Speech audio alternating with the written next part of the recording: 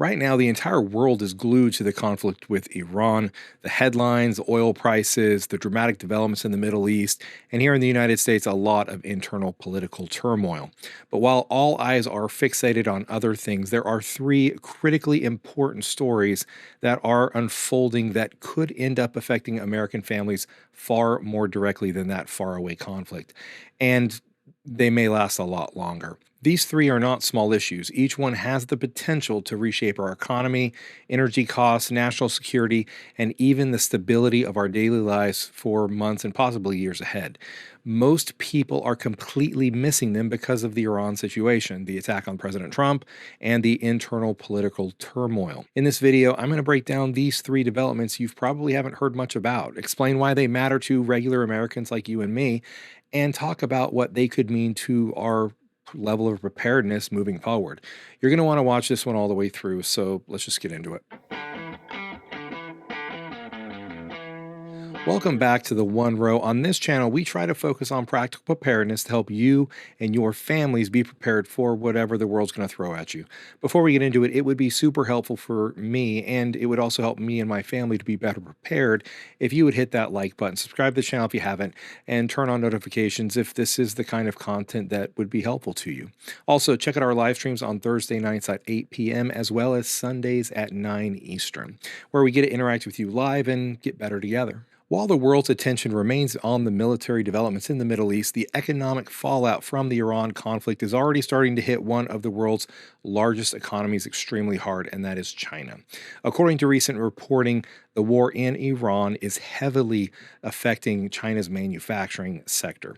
Factories are facing sharp increases in raw material costs, particularly plastics and energy, obviously with the oil embargo, both of which rely heavily on petrochemicals from the Middle East. All Chinese plastic-dependent industries are shutting down or cutting production because the cost of raw materials has surged dramatically in such a short time. In some cases, plastic prices have jumped more than 25% since the Iran conflict began. This is creating a ripple effect across Chinese society.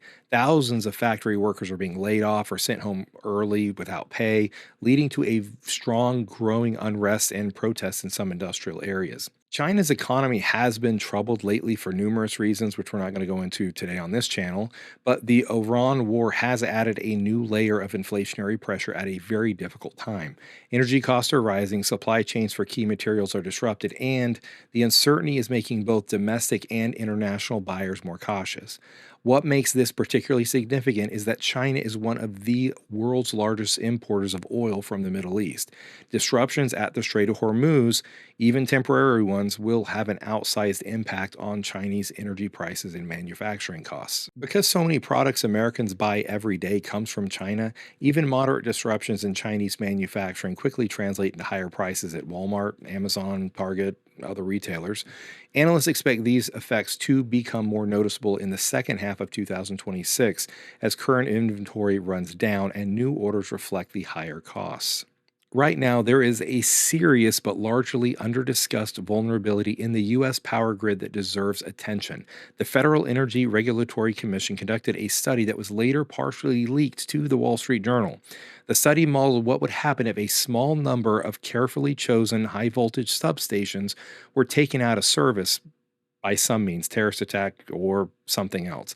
The conclusion was sobering. Coordinated physical attacks on just a handful of these critical facilities could trigger cascading failures across the grid, potentially causing widespread blackouts lasting weeks to many months. The U.S. has roughly 55,000 power substations, but only a small subset, experts often refer to around 30 or so key ones, play an outsized role in moving bulk power across the high-voltage transmission backbone. There are even credible rumors that bringing down just 4 key nodes could bring down power to most of the United States. Because the grid is highly interconnected, damage to just a few critical nodes can rapidly spread and overload other parts of the system. On top of the physical threats, cyber vulnerabilities add another serious layer of risk. The grid relies heavily on industrial SCADA control systems to monitor and manage operations. Government agencies like CISA and DHS have reportedly warned that these systems face persistent cyber threats from nation-state actors. A successful cyber intrusion could be used to disrupt operations or even cause physical damage to equipment. And here's the thing, if an attack were successful, recovery would be extremely difficult. Large high voltage transformers, which are the massive pieces of equipment that step voltage up and down for long distance transmissions, are particularly problematic. They are custom built, extremely expensive, and have lead times that can stretch from 12 months to over 2 years. A significant portion of these large transformers and their key components are manufactured overseas, primarily in countries like China. This creates a long and complicated supply chain that could be severely stressed during any kind of major grid emergency here in the United States. Here's the even bigger threat. If China were to launch a major assault or blockade against Taiwan or some other action in the South China Sea, the risk of coordinating that offensive attack in the South China Sea with some kind of a U.S. critical infrastructure attack could dramatically increase. Such an attack would likely combine physical attacks on key high voltage substations with sophisticated cyber attacks on these industrial SCADA control systems. The resulting disruption would be far beyond losing electricity. It would severely hamper fuel distribution, water treatment, food supply chains, hospitals, communications, and emergency services. In essence, a Taiwan conflict could quickly turn a domestic crisis here at home in the United States and really expose just how dependent we are in modern American life on a hostile foreign power. The combination of these factors, the physical vulnerability of key substations, cyber risk to the control systems, and the extreme difficulty in replacing damaged high voltage equipment, means that a successful attack on the grid could result in a prolonged, large scale blackout affecting tens of millions or hundreds of millions of Americans. This is the most realistic high impact threat to America's critical infrastructure. Lastly, Japan has made one of the most significant defense policy shifts since World War II. On April 21st, the Japanese government formally scrapped long-standing restrictions that had prevented it from exporting lethal weapons. For decades, Japan maintained a strict pacifist policy rooted in its post-World War II constitution, which limited arms exports to non-lethal equipment such as search and rescue gear, surveillance systems, and demining tools. That era is now over. The Prime Minister announced that Japan will begin allowing the export of deadly weapons to 17 countries with which it shares defense agreements. The move is framed as necessary to strengthen Japan's security in an increasingly dangerous region.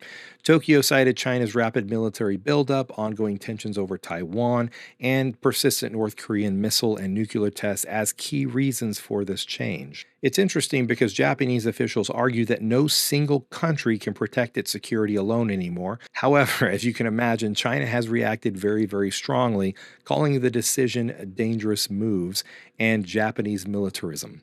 Beijing has warned it will remain highly vigilant and firmly resist what it sees as Japan moving away from its pacifist principles. This policy shift comes at a time when global military spending is surging. European nations are scrambling for equipment due to the war in Ukraine, while many countries in Asia are looking to reduce their dependence on the United States amid concerns about American focus shifting elsewhere. For the United States, this development is significant.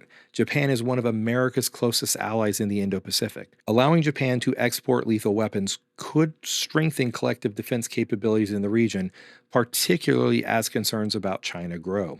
It also signals that even traditional pacifist nations are rearming and rethinking their security strategies in response to rising global political tensions. In the simplest terms, Japan is no longer content to solely rely on self-defense forces and U.S. protection. It is actively building a stronger defense industry and deeper military ties with its partners. This matters because Japan is a cornerstone of U.S. strategy in the Indo-Pacific. A stronger, more capable Japan helps share the burden of deterring aggression in a region vital to American economic interest and national security.